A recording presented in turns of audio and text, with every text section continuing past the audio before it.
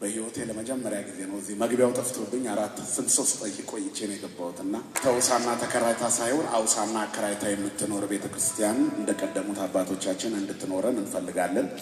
የሌላውን እጅ የምትመለከትና የምትማጸን ሳይሆን ሌሎች የሚማጸኗትና ደጅ የሚጠኗት ሆና ስለነበረች አሁንም ያ መቀጠል ስላለበት ይሄንን ለመስራት የሚያመች የሚያንስ ምንም ነገር ስለማይኖራት ይሄን የመሰለ ህዝብ ስላላት ዓለሙ ሁሉ የሷ ስለሆነ ጉልላቷ ክርስቶስ ኢየሱስ ስለሆነ መሶበ ወርቋን ድንግል ማርያም አድርጋ ስለያዘች የስንዴ ጎተራ ማከማቻ ስለሆነች ችጋርና ረሃብ ማጣትና ርኩሰት የሌለባት ስለሆነች ከዚህ የሚበልጥ መስራት ስለምትችል ሊኖራት ይገባል ብለን ሁላችንም እናምናለን አይደለም እንዴ?